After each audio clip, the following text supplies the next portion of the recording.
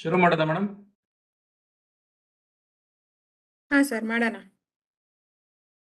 ತಮ್ಮ ಬಗ್ಗೆ ಒಂದ್ 2 ನಿಮಿಷ ಒಂದು ಕಿರು ಪರಿಚಯ ಮಾಡ್ಕೊಡ್ತೀನಿ ಮೇಡಮ್. ಹಾ.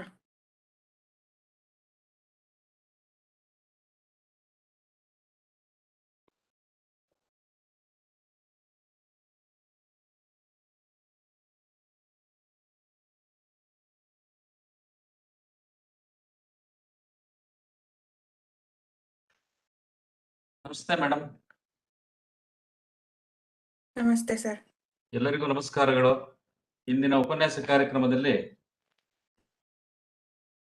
ಡಾಕ್ಟರ್ ಅಕ್ಷತಾ MD ರವರು biotechnology and concepts and techniques ವಿಷಯದ ಮೇಲೆ ಉಪನ್ಯಾಸ ನೀಡಲಿದ್ದು, ವಿದ್ಯಾರ್ಥಿಗಳು ಹೆಚ್ಚಿನ ಸಂಖ್ಯೆಯಲ್ಲಿ ಹಾಜರಾಗಬೇಕೆಂದು ಕೋರುತ್ತಾ ಮೇಡಮ್ ಬಗ್ಗೆ ಒಂದು ಕಿರು ಪರಿಚಯ.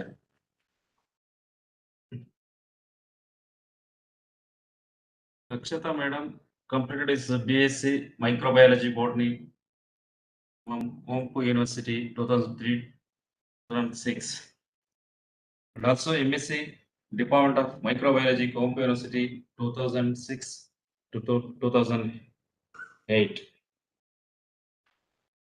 So awarded PhD doctoral degree from Visvesvaraya Technological University, Belgaum in 2021 for the thesis titled In vitro micropropagation studies and characterization of bioactive metabolites in Colocasia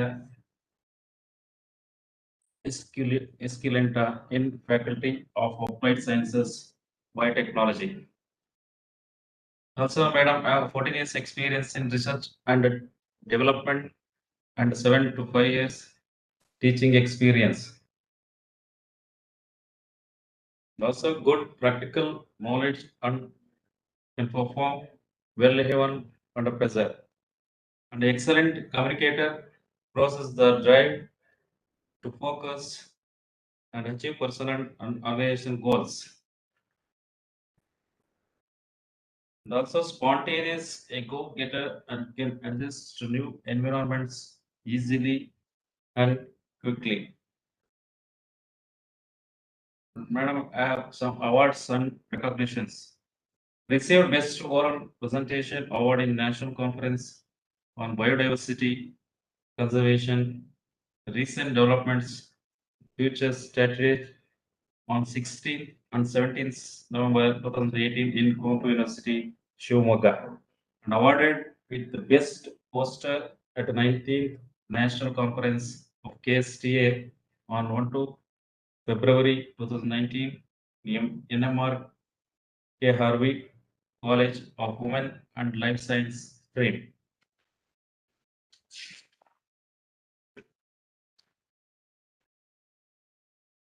Also involved in seminars and symposiums attended.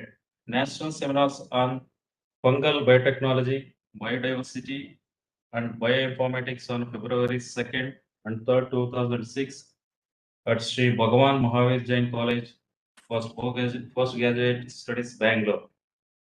Also, medical microbiology seminar held at Department of Microbiology, Gump University, PG Center, Davangere at 11th and 12th October 2006.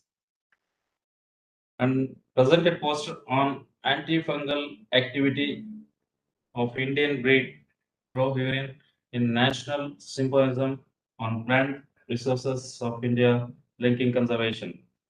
Lyford and Culture 14th and 15th March 2008 at JCBM Sringeri.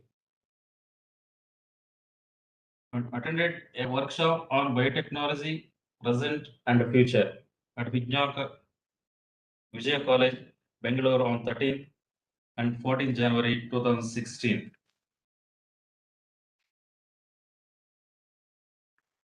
Also, ma'am published some research papers.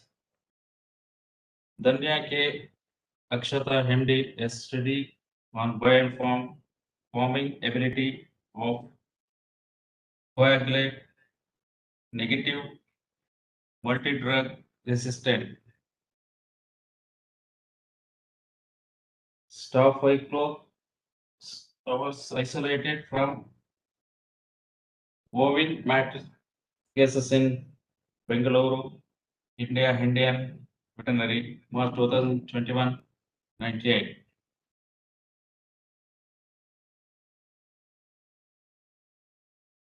Madam, having some professional experience. She's worked as assistant professor December 2014 to July 2022 in the Department of Biotechnology, NM K. Harvey College of Women, Xenograft, Bangalore. And also working as project assistant in Harvey College for engineering and worked as project assistant at Oxford College of Engineering and also Center for Technological Research Institute CFTRA Mysore in 2019 till June 2010. And also worked as guest researcher at DNA Lab of Anthropological Survey of India, Mysore for 5 months, Mysore from November 2018 to April 2009. Okay, thank you all to ma'am. Thank you, sir. A warm welcome to all of you in this chilled weather. Let us warm up the space much more with discussion about biotechnology. Biotechnology, as the name suggests, it is alliance between biology and technology.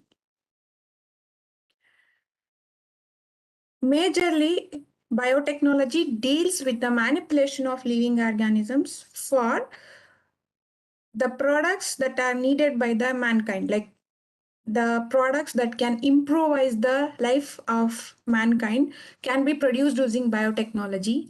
Biotechnology is not a new branch of science, but it is polished way of age old practices. Like we have biotechnology since ages, like we know our ancestors were producing beer, wine, curd and cheese. They are nothing but a technology, and this by these techniques were coined a new term called as biotechnology by an Hungarian agricultural engineer Karl Ehricke in 1917.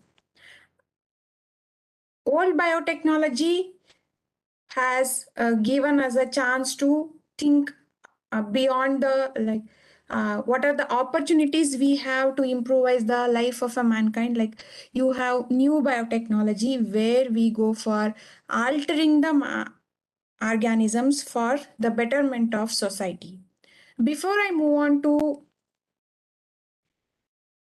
the topic, I want to brief about some developments in biotechnology. In middle of 19th century, John Gregor Mendel, he formulated a set of rules, we call them as law of genetics, that explain inheritance of biological characteristics. So what he suggested was the the heritable characters of an organism are controlled by something called as factor. Nowadays, we call it as gene.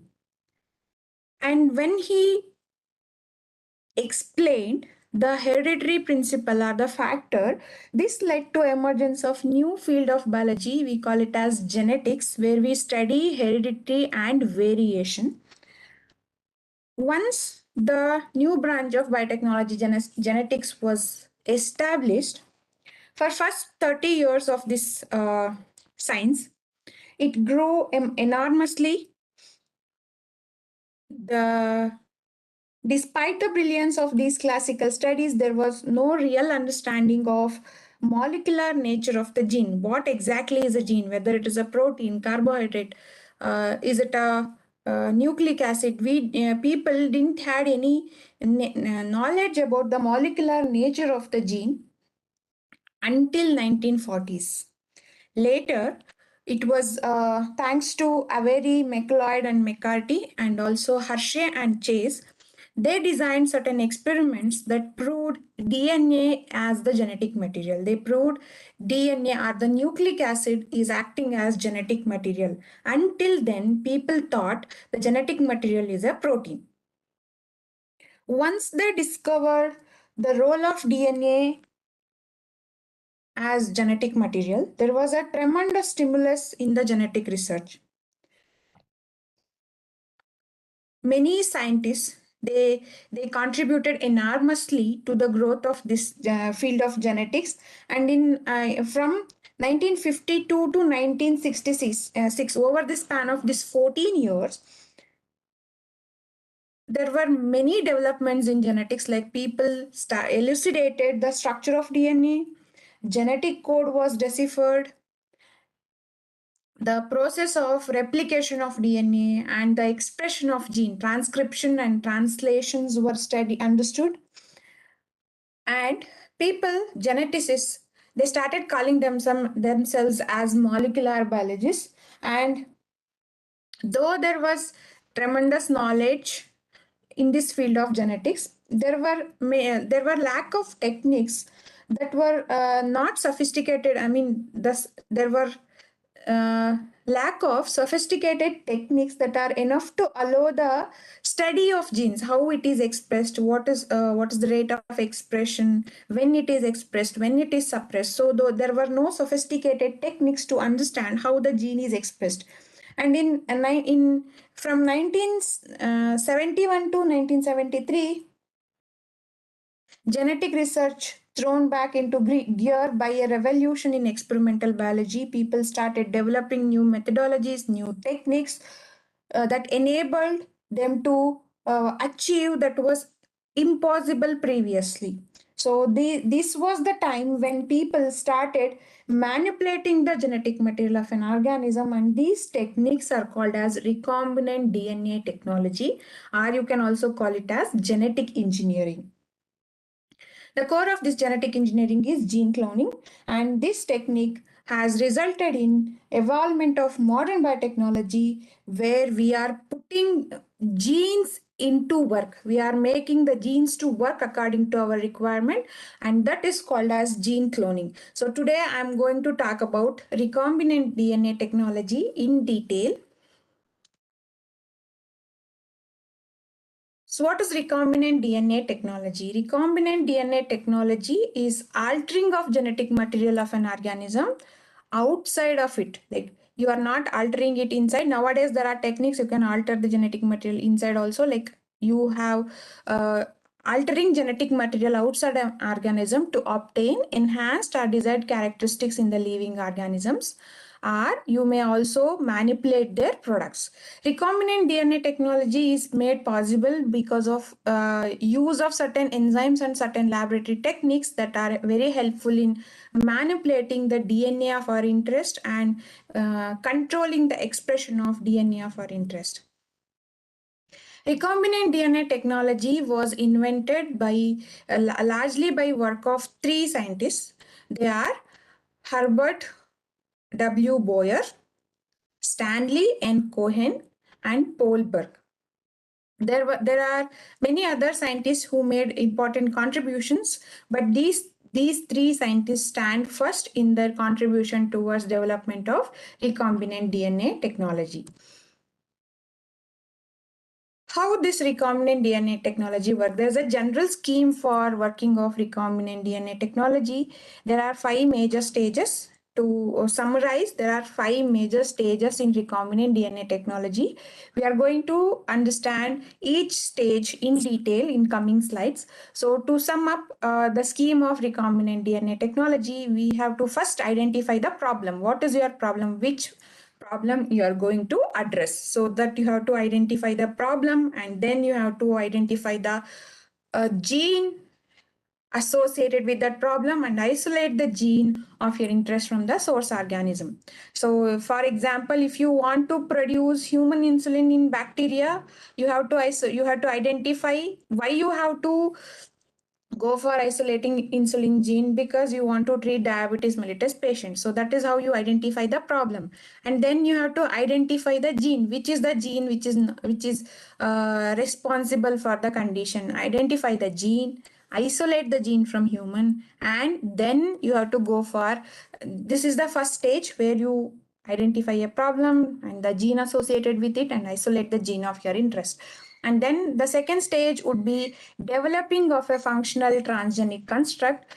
And third stage is incorporation of this transgenic construct into a useful plasmid. And then this plasmid is introduced into a host cell, and you will select the cells which have received this transgene, and you will evaluate these selected cells for their expression of transgene. So these are the 5 major stages, or you can just say scheme of recombinant DNA technology. So how do we isolate the gene of our interest? The gene of interest can be from any source: bacteria, fungi, mammalian cell, plant cell, any source. First, you have to identify the source of the gene, and then you have to go for scaling up of the number of cells. Like bacteria, you have to scale up the number of bacteria by growing them in laboratory, and then collect the cells by a process called as centrifugation. You will grow bacteria. Suppose your gene of interest is there in bacteria, you have to grow bacteria in the laboratory for 24 hours, and then there should be luxuriant growth of bacteria. You have to provide optimum conditions for the growth of bacteria, and then you have to go for harvesting the cells by centrifugation method. After centrifugation, you will collect pellet of bacteria. Centrifugation is a technique that works on the principle of centrifugal force, where the heavier particles will settle down at the bottom. So bacteria, being a heavier particle, will settle down at the bottom in the form of a pellet. This is the pellet of bacteria, and this pellet has to be taken, and that the cells in the pellet has to be lysed. So how can we lyse? You can lyse in many ways. There are many methods to lyse the bacteria. Either you can go for physical method of lysis like sonication, or you can go for chemical methods of lysis, like you can use detergents like sodium laureth sulfate, sodium dodecyl sulfate, or you can use CTAP, Tritonics. So you have to go for breaking the cell. The reason for breaking the cell is you want to get access to the nucleus where the the plasmid, in case of bacteria, it is nucleoid, or you can also refer to it as bacterial chromosome. You want to access the bacterial chromosome, so you have to disrupt the cell wall of the bacteria and cell membrane of the bacteria using appropriate technique, and then you will get a cell extract. Centrifuge it again. The larger debris will settle down, whereas the DNA, RNA, and protein will be in the supernatant. The supernatant contains many contaminants. Like if you want DNA, RNA and protein will be your contaminants. So you have to remove those contaminants by treating with appropriate treatment. Like if you want to remove RNA, you have to treat it with RNase enzyme. RNase enzyme will degrade all the RNA, and protein removal of protein can be done by chemical method, phenol chloroform method. Like you can remove the proteins. So you have to separate the DNA from the contaminants to obtain pure DNA, and thus that pure DNA is mixed with phenol. Like here in phenol chloroform method, in phenol will remove the proteins. It will give you the pure DNA, and then the DNA is precipitated using organic solvents like ethanol. The DNA will be spooled out. This is how you isolate the DNA from the desired organism. Now we have isolated all the DNA in the organism, in our target organism. Like now we have to go for isolation of gene of our interest. So the gene of our interest can be isolated by a specialized enzymes called as restriction enzymes. Restriction enzymes are the nucleases that can cleave DNA sequences at a random spaces, like random sites. Those sites where restriction enzymes cleave the DNA are called as recognition sites, or they are also known as restriction sites. There are three kinds of restriction. There are two kinds of restriction enzymes. The first one is exonucleases and the endonucleases. As the name suggests, exonucleases can catalyze the hydrolysis of terminal nucleotide. They'll start cutting from the end, whereas endonucleases can recognize specific base sequences within the DNA. This is the example of exonucleases. Exonucleases can cut at the end of a DNA, whereas endonucleases can bring about internal cuts. They can recognize the sequences within the DNA or RNA molecule and can cleave the internal phosphodiester bonds, and these are called as endonucleases. The examples of exonucleases are exonuclease 1, exonuclease 2, and endonucleases examples are ECO R1, HIN3, and BAM H1. So, since exonucleases are majorly targeting the edges of DNA, they don't have much to do with recombinant DNA technology. So, our focus will be more on endonucleases because they can cut within the DNA. There are three types. This is how it works. You can see the image. The restriction enzyme will collide with the DNA by random collision, and it will start sliding on the surface of the DNA, and during sliding it will come across with its restriction sites, and it will bring about the digestion of phosphodiester band, that is the backbone of DNA, and can bring about cut in the DNA. As I told you, we are focusing more on endonucleases. There are three major, because we want to cut within the DNA. So there are three major classes of restriction endonucleases based on how they cut the DNA and where they cut the DNA. There are the type 1 restriction enzymes. These are the enzymes. They can have both modification activity and also restriction digestion activity. But the problem with type 1 restriction enzymes is their cleavage occurs approximately 1000 base pairs away from the recognition site. So it is not exactly at the site of recognition it is cleaving away approximately 1000 base pair away from the recognition site.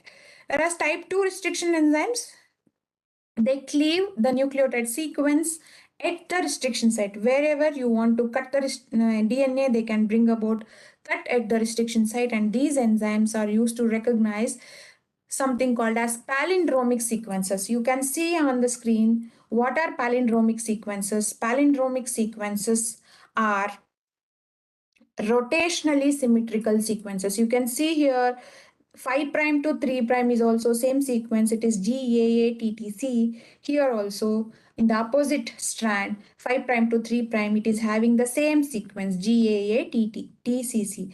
Whereas sometimes palindromic sequences can be separated by spacers. Like you can see here at the terminal and at the 5 prime, and you have TTACG. whereas in 3' end also you have TTACG. So these type of sequences, like the word Malayalam, so you can read from both the ends. Here from right side also it is Malayalam, from left side also it is Malayalam. So such sequences are called as palindromic sequences, and type 2 restriction enzymes can bring about digestion or cut in the palindromic sequences.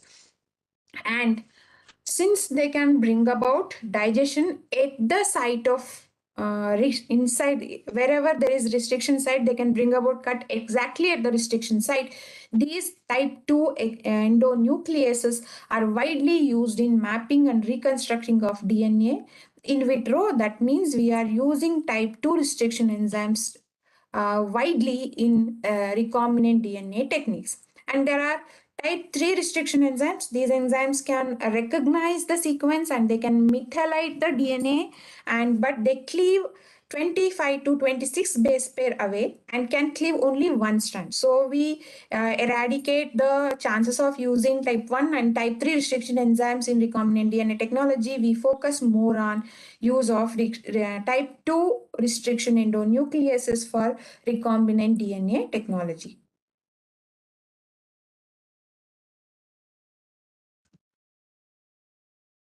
So this is the cleavage pattern of some commonly used restriction enzymes. You can see hint 3. How do we name these restriction enzymes? There is a pattern to name these restriction enzymes. If I'm saying hint 3 restriction enzyme, it is named, you can see in the table, H stands for the genus name, Haemophilus, H, the first letter of the genus, and second, two letters, second and third letters are from the first two letters of species name, H, IN. D stands for the strain name, and 3 is the enzyme isolated by the number, the chronology of isolation of that enzymes, like ECO-R1, E. coli R1.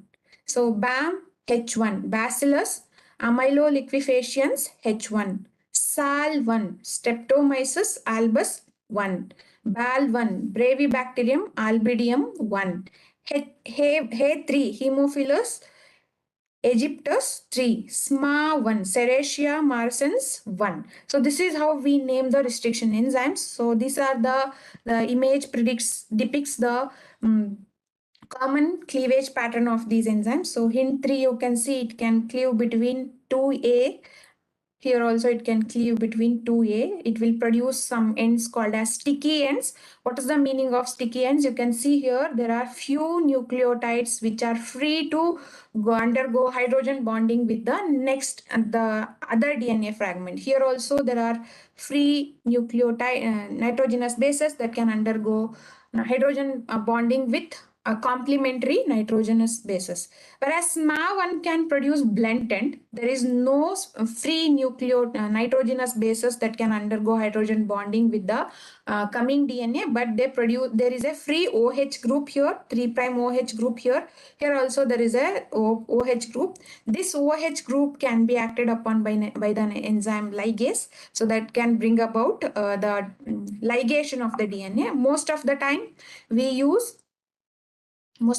we use the restriction enzymes that can bring about sticky ends, like hint 3, ECO-R1 and BAM H1. So we prefer producing sticky ends in recombinant DNA technology. The other way how you can isolate the gene of your interest, like apart from going for restriction digestion, so the gene of interest is there somewhere on the DNA and you are going to isolate the gene of your interest. Other than using restriction enzymes, you can go for one more technique called using PCR, polymerase chain reaction, to bring about amplification of the desired gene. See the image. I'm interested in cloning TRPA gene. So if I want to go for enhancing or to isolate the gene of interest, I can go for PCR. I can go for PCR, polymerase chain reaction, by designing specific primers for this gene, forward and reverse primer. I can specifically enhance the gene of my interest and can isolate, or I can take the gene of my interest. Okay, how do I isolate the gene of my interest after a restriction digestion?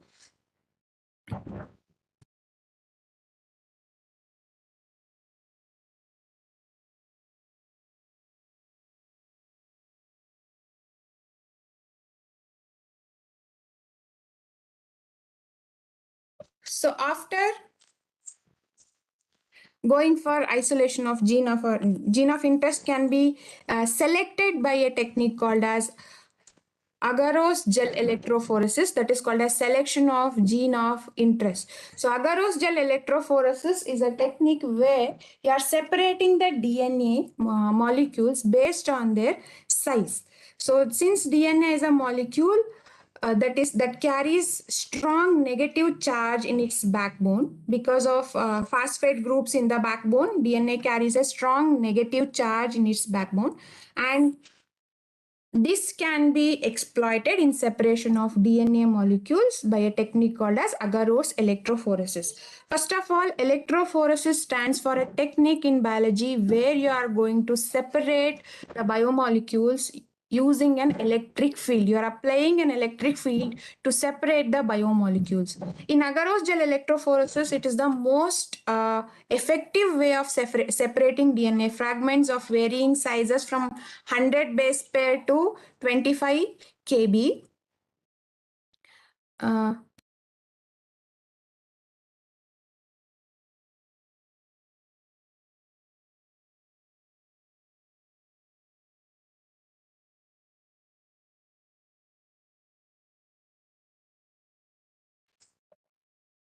You can separate the DNA of 100 base pair to 25 kb.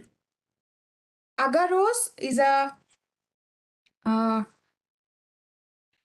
polymer that is isolated from seaweeds that contains repeated units of agarose. This agarose can undergo gelation when you heat it, dissolve it in water and heat it. It will undergo polymerization when it gets cooled. So this polymer formed by agarose will have pore size. There will be many pores in this gel. These pore sizes can be controlled by the concentration of agarose. If you are using higher concentration of agarose, the pore sizes will be smaller. If you are using smaller concentration of agarose, the pore sizes will be bigger. So depending on the biomolecule you want to separate, you can decide the pore size. But for DNA is generally we use 0.8 to 1% agarose gel. That is, you have to dissolve 1 gram of agarose in buffer, TAE buffer we use in agarose electrophoresis, and then boil it. After boiling, you will have to cast the gel. How do you cast the gel? There is a tray in the agarose gel electrophoresis unit. That tray will have a comb. This comb is meant for creating wells where you can introduce DNA of your interest, and you will before pouring agarose gel into the tray, you will have to add one specific dye called as ethidium bromide. Ethidium bromide is a dye that can go and intercalate between the double-stranded DNA, and this intercalated ethidium bromide can fluoresce in under UV light. So this ethidium bromide will help you in identifying where exactly the DNA is. And then you have to allow the gel to solidify for a while, and then you have to remove the comb carefully without disturbing the wells, and now your gel is ready. After preparing the gel, you have to load the samples, that is the preparation you have done, like this preparation and this preparation you have done, you have to load those preparation into the well, and you have to run in an electric field. How do you run in an electric field? The DNA, since it is containing strong negative charge, it will tend to move towards positive charge. So you have to place your samples in the negative electrode so that they when you apply electric current, it will start moving towards the positive electrode. So that the movement will be such that the movement will be totally based on the size of the DNA molecule. How do they move? The shorter DNA fragments will move farther, and the bigger or the larger DNA fragments will be moving shorter, like shorter distance.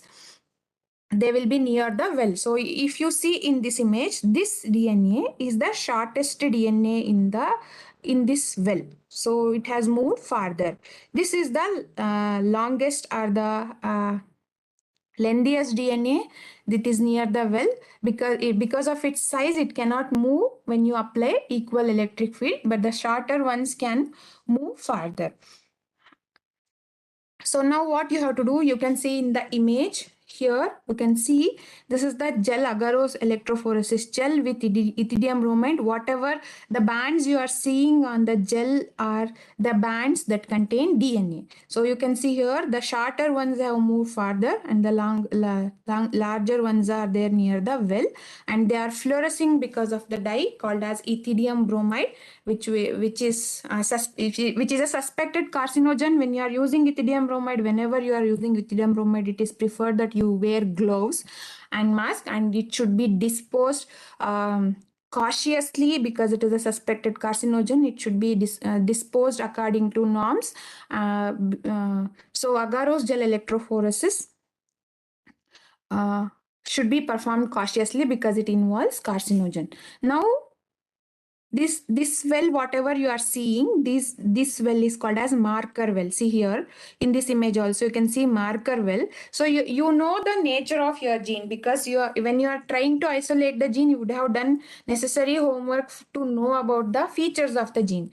So the gene molecular weight, approximate molecular weight, you would be knowing. So this marker, suppose this is your gene of interest, this is the molecular weight marker of 20 kb, and this is the your gene of interest. You have to excise this gel at this portion. You have to cut open that gel, dissolve it in a buffer. Your DNA will move into buffer. This is how you isolate the gene of your interest. So this is how Agarose electrophoresis technique will help you in isolating gene of your interest. After isolating the gene of our interest, now we have identified the problem, we have isolated the gene, and we have identified the gene and we have isolated the gene. Now we have to go for developing a transgenic construct. That is the second stage of recombinant DNA technology. The transgenic construct should contain the following components. That should contain gene of your interest that you have now isolated by Agarose Gel Electrophoresis or PCR, the gene of your interest, and then you have to add something called as promoters. Promoters are the sequences of genes that are required for the expression of the foreign gene. The gene of your interest has to be expressed in the transgenic construct, that is done by the promoters. So promoter sequence will drive the expression of transgene. The gene of interest, since it is from a foreign source, it is called as transgene, and hence it is called as transgenic construct. So the promoters are required for the expression of transgene. And sometimes if you want to in a foreign system, if you want to make your gene of interest to express efficiently, some modification may be needed. Like sometimes you may have to add poly A tile for successful expression of protein, or if your aim is to produce protein, or if your aim is to increase copy number, then you may have to make some codon modification. So this is not always mandatory, but depending on the rate of expression you require for the transgene, you can go about codon modification. Those modifications has to be added, and very importantly, you will have to add something called as marker genes. What are these marker genes? So after when you are transforming a bacterial cell or when you are introducing transgene into a bacterial cell. There are thousands, millions of bacterial cells. How do you isolate the bacteria that has received your transgenic construct? So to facilitate the easy isolation of the bacteria that has received transgene, we have to add marker genes. These marker genes are mostly the antibiotic resistance genes. Suppose E. coli is susceptible for ampicillin antibiotic. If you use ampicillin resistant gene as a marker gene, the E. coli which has received your transgenic construct will grow on a medium that contain ampicillin. Or if you are using E. coli that is susceptible for wild E. coli are susceptible for tetracycline, and if you are using a gene that is giving resistance tetracycline resistant gene as your selectable marker, the E. coli that has received your transgenic construct can grow on tetracycline containing medium. So marker genes will facilitate you the tracking of introduced gene, how they are expressed, or how the host is, whether the host has received it or not. So that is why you have to include marker gene also, and you have to also include transcription termination. To stop the expression of that gene, you have to introduce transcription termination, or you may have to go for polyadenylation signal to stop the transcription and to enable the 3' end processing. And this is how you construct a transgene. Like the components of transgenic construct are gene of interest, promoters, codon, modifications, and marker gene and transcription termination. And this has to be introduced into a vehicle that can carry this transgenic construct into the bacteria. So the vehicle that carry this transgenic construct into bacteria will be a cloning vector. So what is a cloning vector? Cloning vector is a DNA molecule that is used as a vehicle to artificially carry foreign gene into another cell. So once this foreign gene is introduced into another cell, it can replicate, and the foreign gene can replicate and express. So wherever I'm using the term transgene, it means I'm referring to foreign gene or the gene of your interest you want to introduce into a new host. So vector is a DNA molecule that is acting as a vehicle to carry the transgene into a new cell where it is replicated and expressed. Generally, the vector should be having certain features. That means they should be able to replicate autonomously. Autonomous replication means they should be self-replicating, and they should not depend on the host cell machinery for the replication. I mean, the sequences that are required for the replication of these vectors should be there on the vectors itself, like origin of replication, for example. So they should contain origin of replication, and they should have the space to facilitate the DNA of transgene. Like they should have the space to accommodate the foreign gene, and they should also have the space, or they should also have some genetic marker for selective isolation. Nowadays in laboratories we use different vectors like plasmids. Plasmids are the natural vectors. These are extra chromosomal bodies present in the bacteria. They are responsible for so many unique features of bacteria, like antibiotic resistance. Like they are responsible for bacteriocin production, or they are responsible for degradation of xenobiotics. So plasmids will give bacteria special or unique characters. But these plasmids have to be used as vector, plasmids have got their own drawbacks. So to list a few, the first thing is their size. They are very large in their size, and also they cannot accommodate the foreign gene efficiently. So to overcome this drawback of natural vectors, in laboratory scientists have developed many artificial vectors, like bacterial artificial chromosomes, we call them as BACs, yeast artificial chromosomes YACs, and mammalian artificial chromosomes MACs. So these are cloning vectors. I have taken the example of PBR322 as a cloning vector. PBR322 is a widely used cloning vector in recombinant DNA technology because of the ease of its use, and the though it has been it is more than it is invented more than a decade back till today. PBR322 is a widely used cloning vector.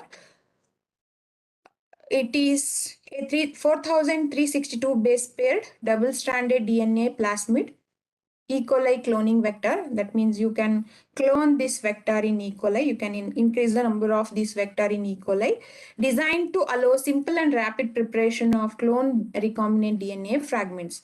What are the features of this cloning vectors? It contains two antibiotic resistance gene. You can see in the image, it contains AMPR.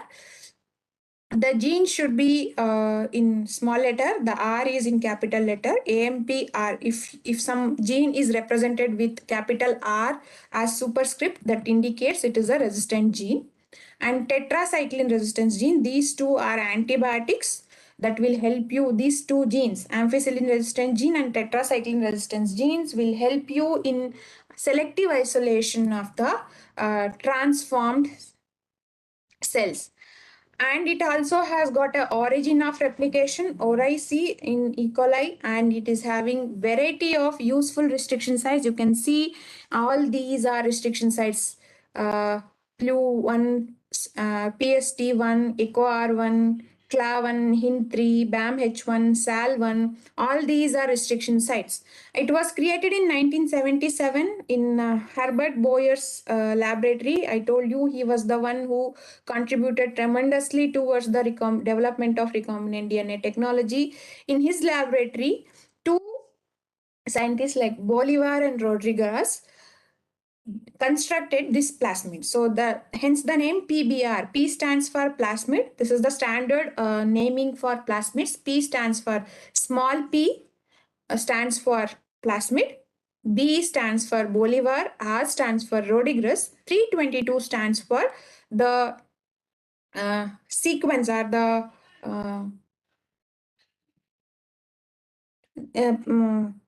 the sequence of the development. This is the T22nd plasmid that was developed in that laboratory. And also it is having something called as rep gene, replicons. The replicons are the set of genes that are required for controlling of expression of this gene. And ROP gene, it is associated with the stability of the plasmid and also controls the copy number. Copy number means number of plasmids per bacterial cells. So that is called as copy number. Dr. Akshatha. Yes, sir. Slide is not moving. You are in figure number 1.4. Is it the one or you have moved forward? Yes, sir. You are in figure number 1.4. Is that the slide? Hello? Sir? Yes, sir. Yes, sir, I am hearing. Figure number 1.4 ನಲ್ಲಿದ್ದೀರಾ? ಇಲ್ಲ sir, ನಾನು PBR322 ಅಲ್ಲಿದ್ದೀನಿ, E. coli cloning vector. Slide move ಆಗಿಲ್ಲ. Okay. 1.4 ನಲ್ಲಿದೆ, ಸ್ವಲ್ಪ slide move ಮಾಡಿ. In my laptop it is showing properly, sir. Now, sir? No, it is not moved. ಸಿದ್ದೇಗೌಡ್ರೆ sir, Antony ಹೇಳಿ ಮಾಡಿಸ್ತೀನಿ. Sir, I'll share once again.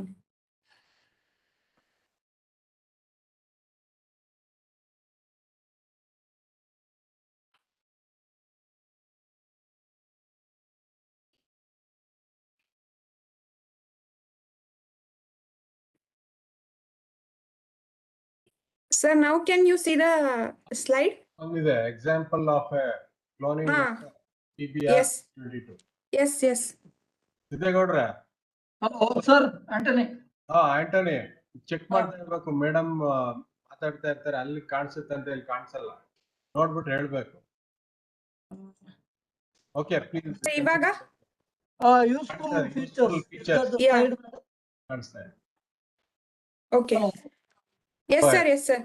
Go ahead. Yeah it's changing now. So now, just now I mentioned PBR 322 is the widely used vector in recombinant DNA technology. What makes it more useful, or what makes it more favorite of molecular biologists is the first useful feature of PBR 322 is its size. So it is easy to handle. The size is easy to handle, to isolate, to manipulate. It is very easy size to handle. And the second feature is it carries two sets of antibiotic resistance gene, either ampicillin or tetracycline. You can there are certain restriction sites on ampicillin resistant genes, and there are certain restriction sites on tetracycline resistance gene. So if you are targeting restriction sites that are present on the tetracycline resistant genes, you can use ampicillin as the selectable ampicillin resistant gene as the selectable marker. Or if you are targeting certain genes that are present on the ampicillin resistant genes, you can use tetracycline resistant gene as a selectable marker. So it will give you the flexibility of using marker genes, since it contain two marker genes. The third advantage is it can be in reasonably high copy number. Generally there are about 15 molecules present in the transformed E. coli cell, but this number can be increased further by plasmid amplification. There are certain techniques where you can increase the copy number of a plasmid, called as the techniques are called as plasmid amplification techniques. So it will give you a good copy number of up to 3000 per cell, and it is having more than 40 restriction sites for different restriction enzymes. So these are the few features of PBR 322, which makes it as a cloning vector of choice by molecular biologists. So did the slide change, sir?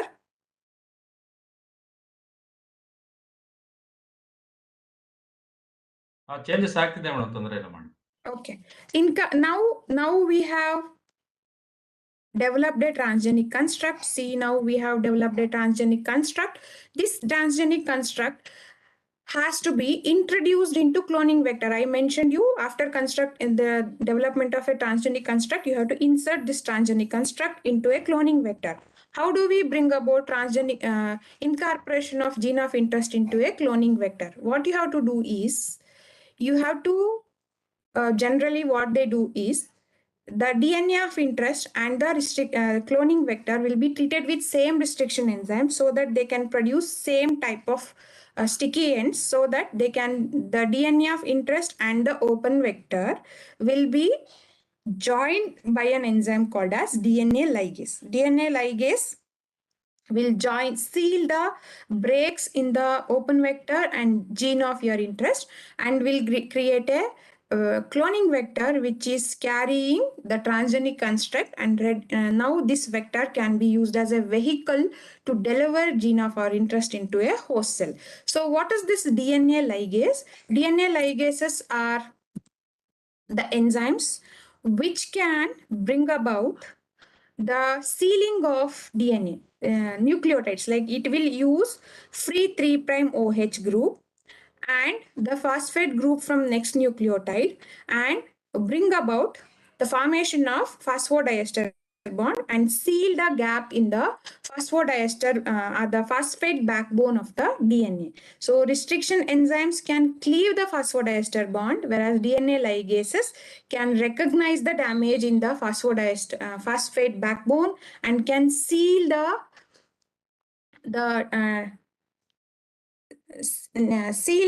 damages or the breaks in the phosphate backbone of the DNA. Using DNA ligase, the transgenic construct, and the cloning vector will be ligated. Now the vector is ready with transgene to be introduced into the host cell. So how can we introduce a transgene into host cell? There are many methods to introduce a transgene into the host cell. You can go for physical methods, or you can go for chemical methods or biological methods. In case of plant cells, you can go for in planta methods of gene incorporation. So in physical methods, if you have microinjection, biolistics, particle bombardment, electroporation, silica or laser mediated gene incorporation. And in chemical methods, we have PEG, DEAE, dextran, calcium phosphate, and you have liposomes, or you can use enremers for introduction of gene into host cell. So compared to physical methods, chemical methods have more efficient. Compared to chemical methods, biological methods are more efficient. Since biological methods cannot be used in all the host cells, now I will tell you how we bring about transformation of this vector carrying transgene into a host cell. We generally do it by calcium phosphate method. We will treat the host cell with calcium ions. These calcium ions will create calcium ions with high pH will create pores in the calcium chloride. Along with the heat shock, will create pores in the bacterial cell, and when the pores are created, randomly the DNA will be introduced into, will be taken up by the cell. So since if it is a DNA fragment, linear DNA fragment, that is easy to transform. If in case of DNA plasmid, there are certain setbacks when you are going for competent formation of competent T cell for taking up DNA plasmid, but it is not a very tough task. So now the non-competent E. coli, what I mean by non-competent cell is the cell, it is not ready to receive any foreign DNA. That is non-competent cell. How do I convert it into competent, make it competent? By treating it with calcium chloride and providing heat shock, or sometimes you can also use electroporation techniques. You can apply high voltage pulses of high voltage electric field. The pulses, high voltage, low voltage, high voltage, low voltage will create pores, close the pore, create, and it high voltage will create pores, low voltage will close the pores. So successful opening and closing of pores will make by capillary action the transgene is taken up by the cell, and this is how you transform the DNA transgene into a host cell. After transformation, now we have to concentrate on selection of transformed cells. I told you there are millions of bacterial cells which are there in a culture. How do you identify the cells that have received the transgene and that have not received the transgene? So selection of transformed cell is generally done on a selective media. What is this selective media? Now, as I told you, E. coli, wild type of E. coli are generally susceptible for ampicillin. What do I mean by susceptible towards ampicillin? It means the E. coli, wild type of E. coli, cannot grow on a medium that is supplied with ampicillin antibiotic. But since we are using PBR322 cloning vector, which contains ampicillin-resistant genes, the cells that have received transgene would be able to grow on a medium that contain ampicillin antibiotic, because you have given the bacteria the strength of overcoming the ampicillin susceptibility in terms of ampicillin resistant genes. So similarly, if you are using tetracycline resistant marker, you will supply tetracycline in the nutrient medium. The bacteria that have received tetracycline resistance gene will grow on the selective medium. So if you are saying, or if you are seeing a bacteria growing on a tetracycline containing medium, that is understood that the bacteria has received the transgene, because our construct was along with the selectable marker we had supplied the transgene. So that is understood that the bacteria has received the transgene, and hence it is capable of growing on a selective medium supplied with an antibiotic. And this is how you select the transformed cells, and you will evaluate the expression of this transgene in the system. Sometimes what happens is the transgene may get silenced.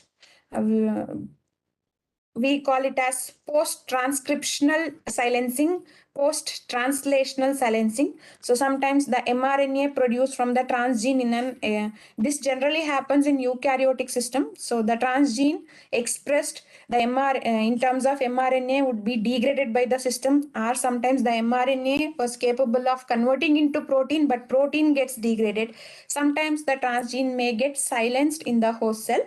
So we have to evaluate how it is expressed, and now we are ready with the cloned cell, the cell which has received the transgene. We have successfully engineered a bacterial cell. So this is how we bring about recombinant DNA technology. So why are we focusing on recombinant DNA technology? Because recombinant DNA technology has got plenty of applications. It can be used in many ways. Like you can develop transgenic animals. You can see in the image, this is a nude mice. It can be used as a disease model, or you can improve develop disease models according to your wish. Like you can see the eyes of this mice is glowing fluorescent, showing fluorescence. Here it is, ears are showing fluorescence. You can develop animals according to your wish. Or you want to develop a xenograft. What is a xenograft? Like organs from pig is being introduced into human. Like cross species grafting is called as xenografting. Or you can go for gene therapy. Have you heard of SMA? SMA is a genetic condition where the person with SMA will have disability to develop motor neurons. So spinal muscular atrophy is a genetic neuromuscular disease that causes the weakness of muscles, and muscles will wither. Like mothers, they cannot develop muscles, neural cells, and they are not able to stand up. Like that SMA, those kind of diseases like SCID, severe combined immunodeficiency, retinoblastoma, they have been successfully treated with gene therapy because of recombinant DNA technology. And we are able to develop many vaccines because of recombinant DNA technology, like HBsAg, the vaccine you take for protection against hepatitis B virus is a vaccine developed by recombinant DNA technology. And you can go for production of recombinant plants like BT cotton. Using RDT technology, you can go for producing vaccines. We call them as edible vaccines. Instead of taking vaccine shots, you eat a banana, you get immunized against disease. That kind of vaccines are called as edible vaccines. Or you can go for production of recombinant microbes that are of industrial importance, like you can produce many proteins like insulin. Human insulin is one of the example. It is a classic example of recombinant DNA technology. And you can produce human growth hormone in E. coli. That is one more classic example of recombinant DNA technology. You can produce many polymers. So you want to produce bioplastic. You can the PHB gene can be introduced into plants, and plants are made to produce more of PHB, and you isolate the PHB and produce bioplastics. So you can also produce microbes that are capable of degrading xenobiotics. Xenobiotics are the compounds that were not there in the nature and are being introduced because of human activity. For example, plastic is a xenobiotic. So there are there is a bacteria called as Pseudomonas putida that was developed by American-based Indian scientist Anand Mohan Chakrabarti, that is capable of degrading more than 4 hydrocarbons. at a time. So that is the first patented genetically engineered microorganism for bioremediation. So there are plenty of applications of recombinant DNA technology, and hence the technology has gained much importance in recent years. So because of I want to take one classic example of recombinant DNA technology that is there in the market, BT cotton. So much discussed recombinant or transgenic plant, BT cotton. So BT cotton, let me tell you, cotton is one of the crop that receives most of the pesticide. The whatever profit the farmer gets out of cotton farming, 50% of his income will go for pesticides. That was the scenario earlier. What scientists Monsanto did was, there is a bacteria in the soil, we call it as Bacillus thuringiensis. During its growth, it produces a crystal called as insecticidal crystal protein. We call it as cry protein. This cry protein is toxic to the insect family like Lepidoptera, Diptera, and Coleoptera. These orders are the insects of these orders are susceptible for this BT crystal. So this BT crystal, when the bacteria when the larvae ingest this BT crystal, this is an inactive form. Outside the larvae, it is an inactive form. Once the larvae ingest the BT crystal, due to alkaline gut in the larvae, the alkaline proteases in the gut larvae will activate this crystal protein into insecticidal protein that will go and bind to the midgut epithelial cells and alter the ion channels in the midgut epithelial cells, and because of that the larvae cannot feed and it will die. So the logic here is the larvae essentially should feed on the BT crystal. So definitely this BT crystal can be produced in the laboratory and sprayed on the cotton plant to avoid these larval attack, because larvae being the giant eaters, our target in case of any pesticide, the targets are larvae because they are the giant eaters. So now spraying of this BT crystal protein on the plant was not a great idea, because this BT crystal protein was susceptible for sunlight and extreme environmental conditions. So what scientists did was, they isolated the gene that is responsible for production of BT crystal from Bacillus thuringiensis, and they introduced it into cotton plant. So when they introduced it into cotton plant, the cotton plant throughout its life cycle was producing BT crystal, inactive BT crystal. Whenever the larvae of Lepidoptera, Diptera, or Coleoptera feed on these cotton plants producing BT crystal, the larvae would die. So whenever it tries to eat, it will die because the plant itself contains BT crystal.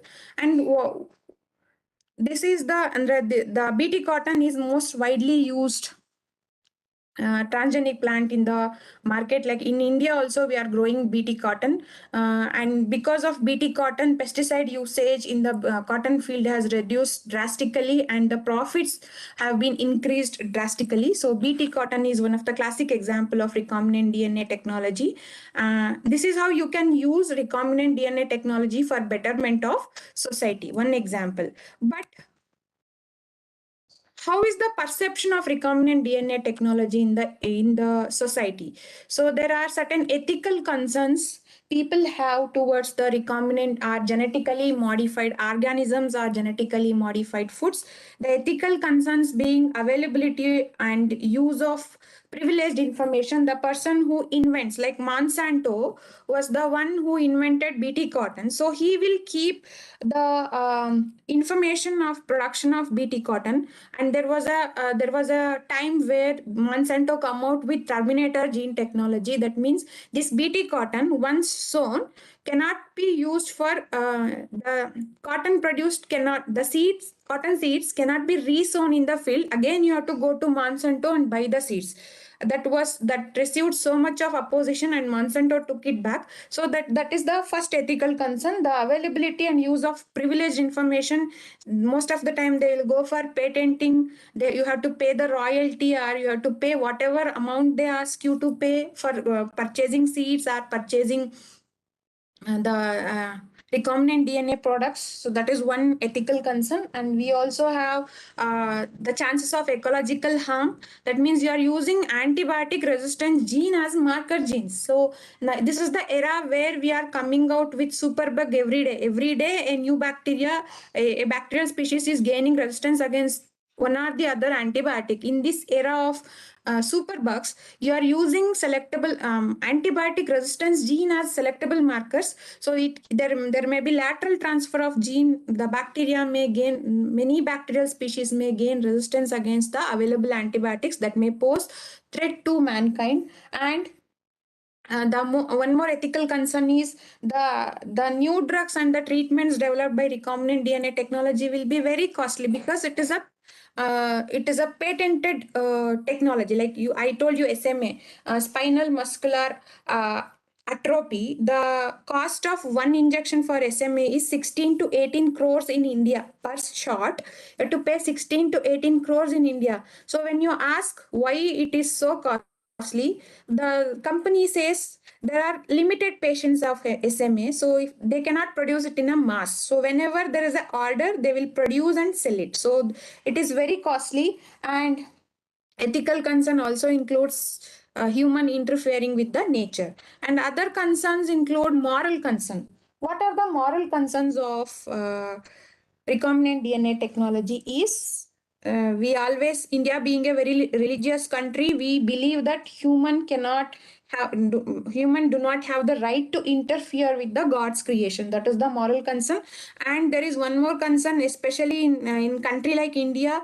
Suppose you are taking a gene from an animal origin, you are taking a gene from fish and introducing into a vegetable. So what do I call it as? Vegetarian or non-vegetarian? That is one concern. So it will be worrisome for vegetarians. Moral concern, one of the moral concern.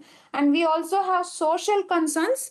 What are the social concerns associated with recombinant DNA technology is because of antibiotic resistance gene, one of the people are predicting, people are developing many allergies for because of recombinant our transgenic foods or transgenic products.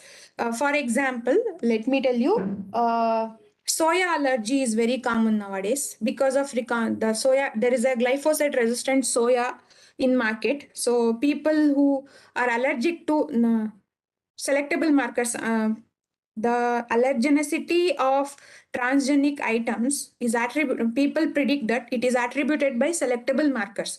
So there is no proper scale to measure the allergenicity of a transgenic product. And proper labeling is also a problem. So suppose I don't want to use GM products, somebody else want to use GM products. So how do I differentiate all the bananas or all the fruits, all the tomatoes, transgenic and non-transgenic looks alike? Like, I don't want to use GM crops.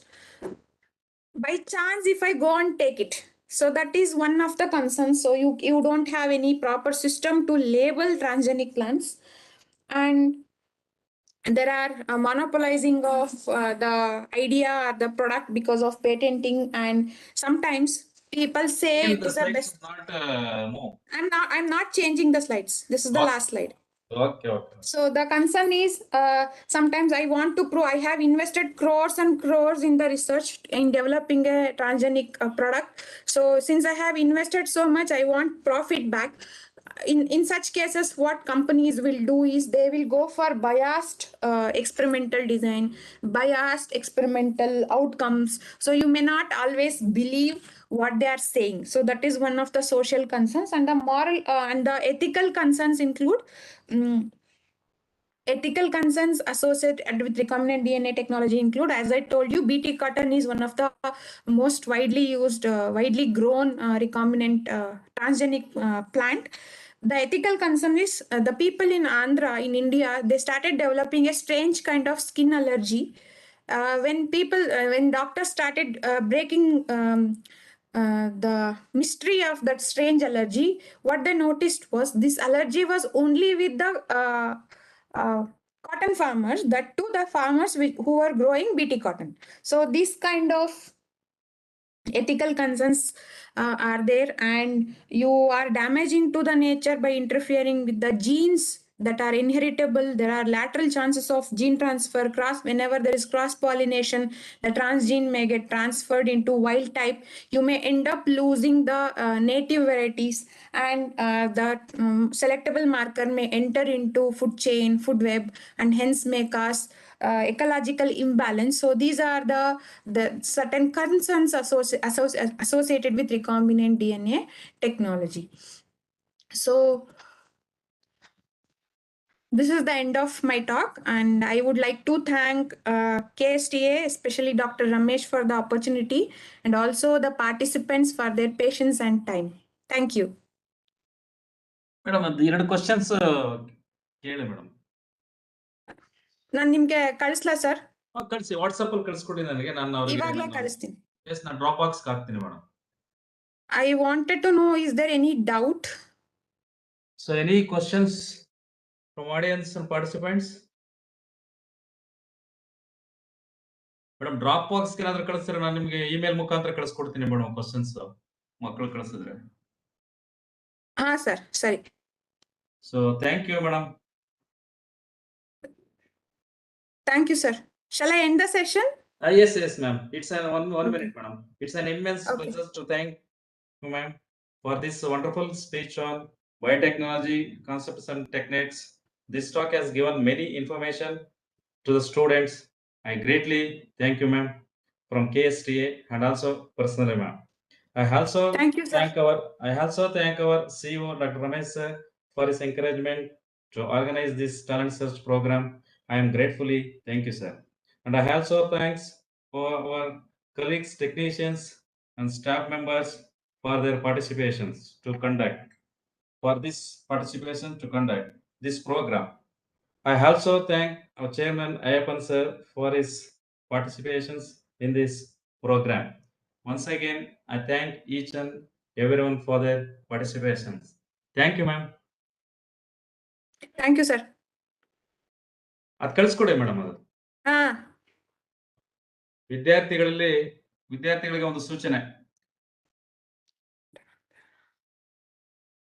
ನಾಳಿನ ಉಪನ್ಯಾಸ ಕಾರ್ಯಕ್ರಮ ಮಾಲೆಯಲ್ಲಿ doctor ವನಿತಾ ಕೃಷ್ಣ ಸುಬ್ಬಯ್ಯ ರವರು biotechnology and it's applications ಎಂಬ ವಿಷಯದ ಮೇಲೆ ಉಪನ್ಯಾಸ ಕೊಡಲಿದ್ದಾರೆ. So ಕಡ್ಡಾಯವಾಗಿ ಪ್ರತಿದಿನ ಹಾಜರಾಗುವಂತ ವಿದ್ಯಾರ್ಥಿಗಳಿಗೆ ಬೈಜೂಸ್ ವತಿಯಿಂದ ಒಂದು ತರಬೇತಿ, ಉಚಿತವಾದ ಒಂದು ತರಬೇತಿಯನ್ನು ಕೊಡಲು ಒಂದು ಮಾರ್ಗಸೂಚಿಯನ್ನು ನಿರ್ಧರಿಸಲಾಗಿದೆ. ಸೊ ಆದ್ದರಿಂದ ಎಲ್ಲಾ ವಿದ್ಯಾರ್ಥಿಗಳು ಕಡ್ಡಾಯವಾಗಿ ಹಾಜರಾಗಬೇಕೆಂದು ಈ ಮೂಲಕ ಮತ್ತೊಮ್ಮೆ ತಿಳಿಸುತ್ತಿದ್ದೇವೆ. So thank you one and all.